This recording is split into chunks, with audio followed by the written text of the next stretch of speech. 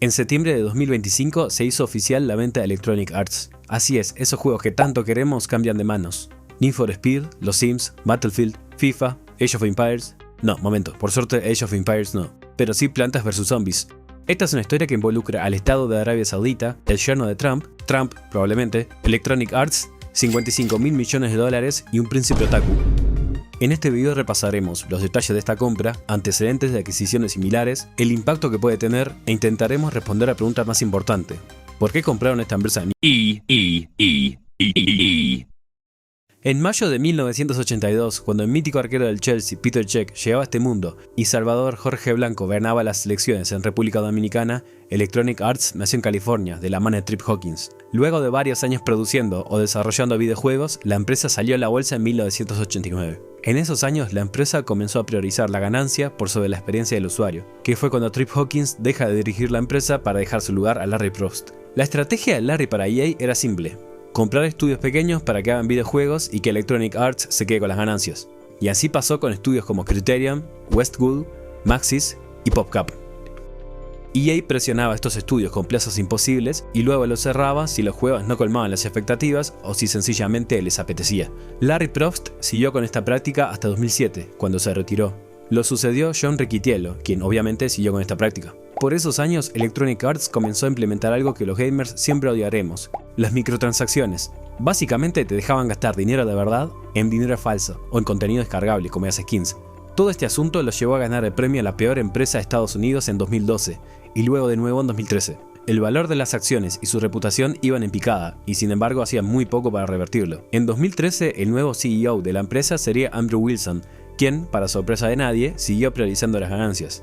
El capo de Andrew fue responsable de las loot boxes, esas cajitas que podías comprar para poder desbloquear jugadores en FIFA, para poder ganarle a niños de 12 años o adultos de 35, que llegaban cansados del trabajo y solo querían jugar un poco.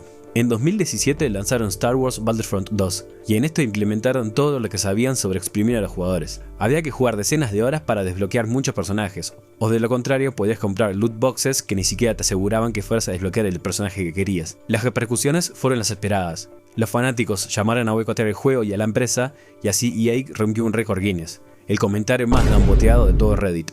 A pesar de todas las controversias, Electronic Arts cerró el año 2024 con un valor de 38.850 millones de dólares y con un beneficio neto de 1.480 millones de dólares, siendo una de las empresas de videojuegos más lucrativas. Ahora que entendemos cómo llegó Electronic Arts hasta este momento, veamos cuál es la otra parte implicada. El comprador de EA es un consorcio de inversores integrado por Silver Lake, Affinity Partners y el Fondo Soberano de Arabia Saudita. Silver Lake es una firma estadounidense de capital privado que ha hecho inversiones importantes en el área de tecnología en empresas como Airbnb, Twitter, Skype o Dell. Affinity Partners es un fondo de inversión con sede en Miami, fundado por Jared Kushner, yerno de Donald Trump. Está enfocado en empresas estadounidenses e israelíes, y sus fondos provienen mayoritariamente de Arabia Saudita. Y el otro comprador es el Fondo Soberano de Arabia Saudita, también conocido como PIF. Es un fondo que cuenta con más de 700.000 millones de dólares y que lo controla Mohammed bin Salman, el primer ministro de Arabia Saudita, que también es dueño del club Newcastle United. Además, ya tenían el 10% de las acciones de EA. Algo que no está del todo confirmado es la participación del supuesto príncipe saudí Salman bin Abdulaziz. Comenzó a circular un perfil de Steam en el que decía: compré EA, muchas gracias Reddit. Le apodaron el príncipe otaku por su afición a esa cultura. Creo que esto fue más un meme que otra cosa. Sin embargo, hay otra parte que sí está metida en este asunto. Resulta que la compra fue una adquisición apalancada. La cosa es así. Básicamente, en una compra apalancada, los fondos utilizados son instrumentos de deuda.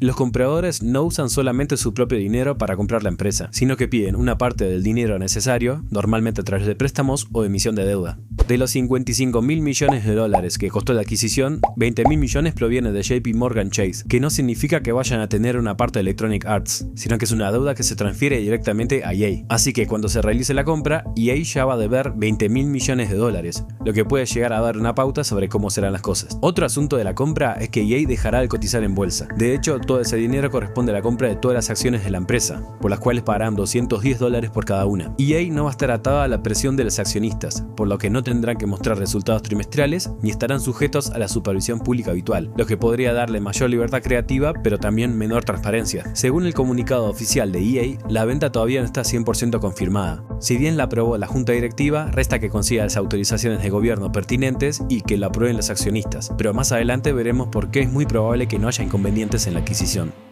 Si bien podemos nombrar varios casos de compras apalancadas en el mundo, tal como Elon Musk con Twitter, esta supone la mayor compra apalancada de la historia. También supone la segunda mayor compra de la historia de los videojuegos, seguida por la de Microsoft y Activision Blizzard, y acá me voy a detener para comparar ambas compras. La compra de Blizzard por parte de Microsoft costó 68.700 millones de dólares, mientras que la de Electronic Arts costó 55.000 millones. El dinero de la compra de Blizzard proviene 100% del capital de Microsoft, mientras que, como ya dijimos, en la de EA 20.000 millones provienen de JP Morgan Chase. Esto hizo que Blizzard no sea adquirida con deuda, mientras que EA sí. Además, Blizzard no dejó de cotizar en bolsa, siguió sujeta a la supervisión pública y responde a los accionistas, mientras que EA no. Pero lo más raro surge cuando comparamos el valor de ambas empresas. En 2023, Blizzard tuvo un beneficio neto de 2.570 millones de dólares, mientras que EA tuvo un beneficio neto de 1.460 millones de dólares. Es más, si sumamos el beneficio neto de EA de 2023 y 2024, apenas supera lo que hizo Blizzard en un año. La pregunta es, ¿por qué pagaron tanto por EA? Las razones detrás de la compra por parte del PIF pueden ser muchas. Por muchos años, Arabia Saudita basó su economía en el petróleo y cuenta con grandes reservas. Si bien tienen reservas como para bañarse en petróleo por 100 años, el mundo se inclina cada vez más hacia las fuentes renovables, por lo que han empezado a diversificar en tecnología y entretenimiento. De hecho, en 2023 compraron Niantic, los creadores de Pokémon GO, por 3.500 millones de dólares. También son dueños del 96% de SNK, la empresa creadora de King of Fighters, Fatal Fury, entre otros. De hecho, agregaron a Cristiano Ronaldo como personaje en Fatal Fury, vaya uno a saber por qué. Por medio de los videojuegos pueden expandir su influencia y su cultura hacia el resto del mundo, y de paso limpiar un poco su imagen, que tan manchada está.